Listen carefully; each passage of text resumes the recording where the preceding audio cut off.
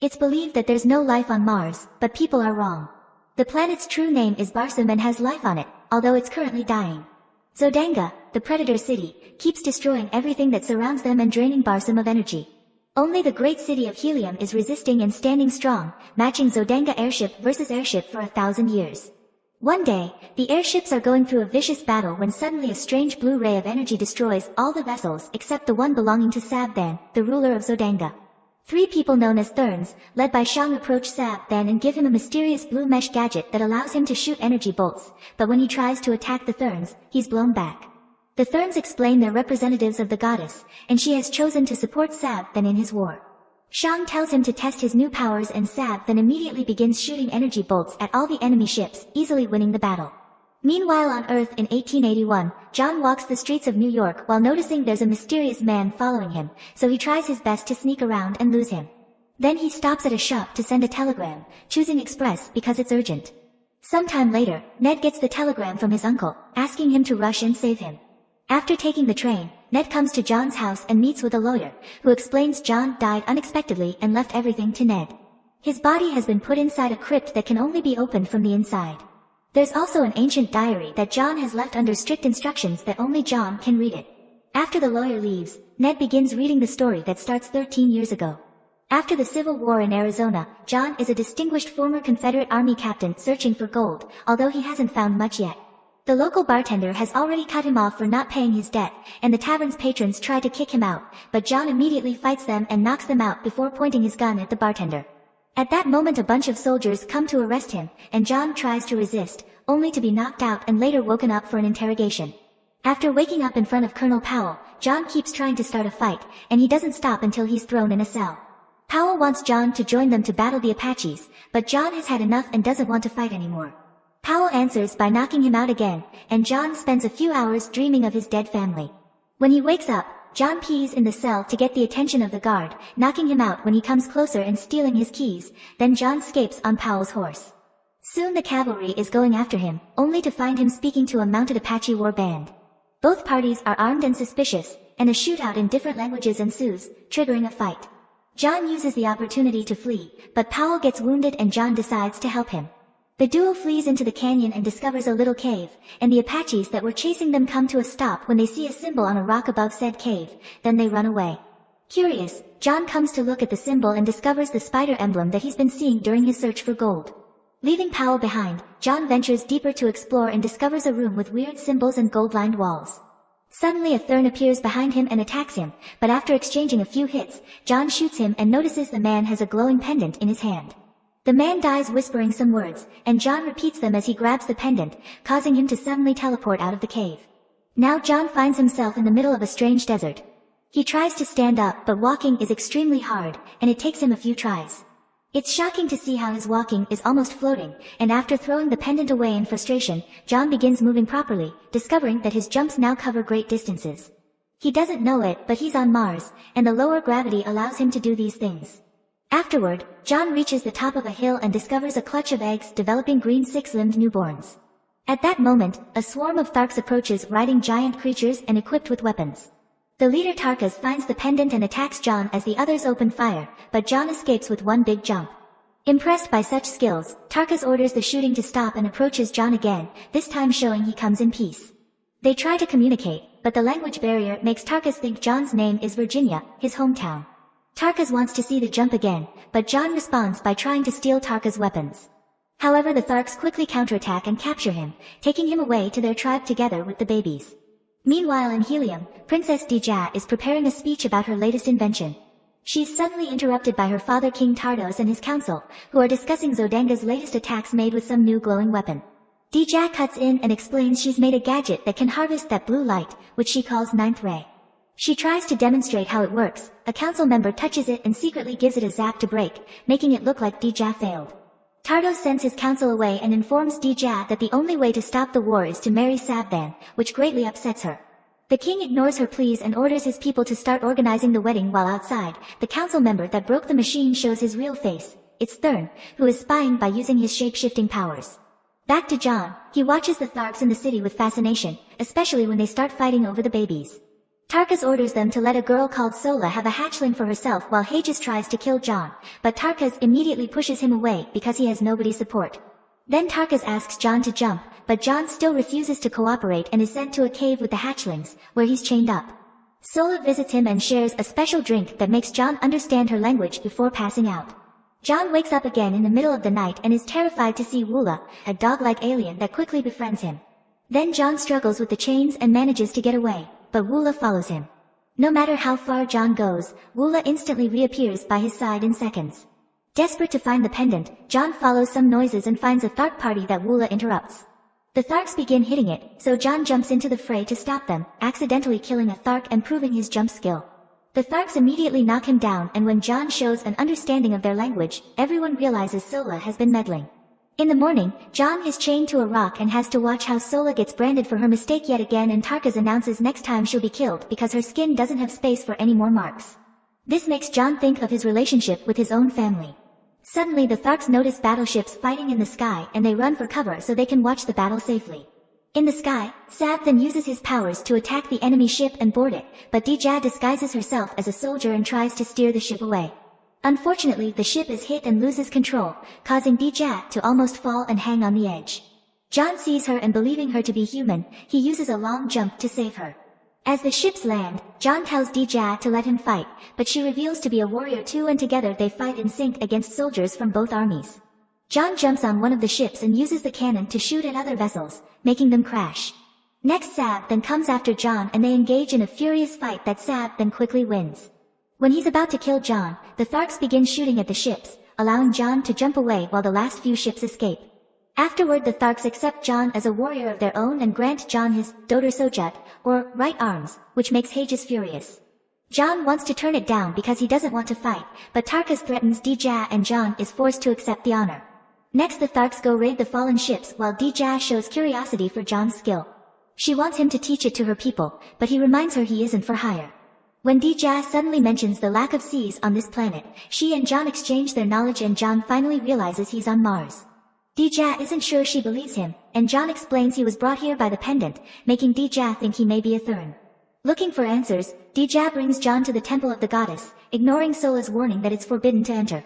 Dija analyzes some symbols that talk of a gate and promises to take John there so he can return to Earth as payment for him saving her.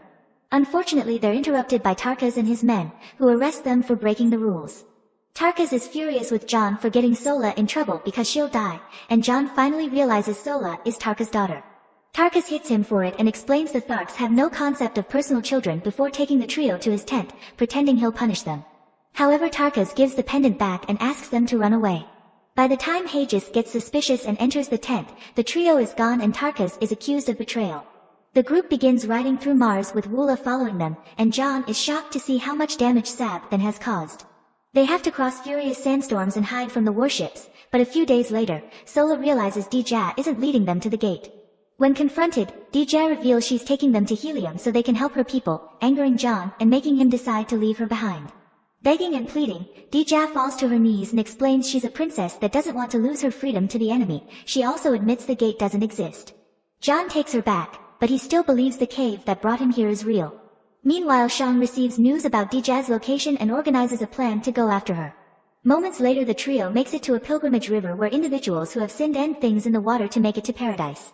Sola wants to join them, but John immediately stops her, saying that to honor her father she must follow his duty and help him. The trio takes a boat down the river, leaving Woola behind, and eventually they discover a weird structure that Dija has never seen before. John takes her to the top of it with a jump and the pendant begins glowing, activating the whole structure and confirming these are machines. A hole opens and the duo makes it inside, where Dija uses the pendant to activate a diagram of the solar system. The blue light is the 9th ray she's been studying and is shaped that the spider John saw in the cave. It turns out John's presence here is the result of a replica of himself being transmitted from Earth to Mars. Dija realizes Sab then is getting help from the Therns and finally believes John's from Earth. To keep studying this, she has to take John back to Helium, and to convince him she kisses him, making John think of his dead wife. At that moment, an army of Tharks arrives with Shang pretending to be one of them. John immediately grabs Dija and they jump back on the boat in order to sail away and reunite with Woola. The Tharks immediately begin chasing them and John begins thinking about the time he returned home to find his house destroyed and his family dead. Not wanting to lose more people, John tells the girl to run away while he stays behind to fight with Woola's help. A furious battle ensues, and fed by the tragedy of his family, John actually manages to take the upper hand, defeating warriors all over the place. However, at that moment a helium ship arrives and puts an end to the battle. Tardos reunites with his daughter and reveals he's with Sabvan, who is pretending to have come in peace and is only worried about the princess. To prove it, he gives his sword to Dija, who almost kills him but in the end accepts the marriage for the sake of her people. While the ship takes everyone away including John, it's revealed Woola and Sola had been hiding under dirt. Hours later, John wakes up inside a fancy room full of Zodangan guards. He's suddenly visited by one of Dija's soldiers, who asks him to pretend to take him hostage. John plays along, and after beating up a few guards, they make it outside, where the guard tells him to jump into a specific tower. They make it to Dija's room, and once the couple is left alone, Dija asks John to fight for her people. John says no, so Dija gives him back the pendant and teaches him the words to use it. John begins repeating the words, but suddenly, the guards enter the room. When Dija turns around, John's gone, so she leaves assuming he went home. However, John is hiding in the ceiling, and when he takes a corridor to escape, he's stopped by Shang in disguise. Shang takes John away in a carriage and reveals to know a lot about Earth before he takes a new disguise so they can go watch the wedding procession. It's revealed that Dija will die after the wedding is over. Then Shang explains Therns are ancient immortal creatures that exist on many planets including Earth, and they always control the course of history. Shang takes John to a hangar intending to fly him away, but at that moment Woola shows up and bites Shang, freeing John. After stealing back the pendant, John steals a light flyer and begins piloting it rather clumsily, almost crashing multiple times. There's a guard chasing after him, but when he leaves the city, Sola shoots the pursuer down and John lands by crashing on the sand. John can't save Dija alone, so he must fly back to the Tharks for help. Sola says her people don't fly, but John forces her to come back with him. When they arrive at the village, they're immediately arrested because Haegis is in charge now. When they're thrown in a cell, they discover Tarkas has been locked up as well. Tarkas is furious to hear Sola come back, but he doesn't have the strength to kill John because he lost a Colosseum battle. Moments later, John and Tarkas are thrown into the Colosseum and forced to battle two giant white apes.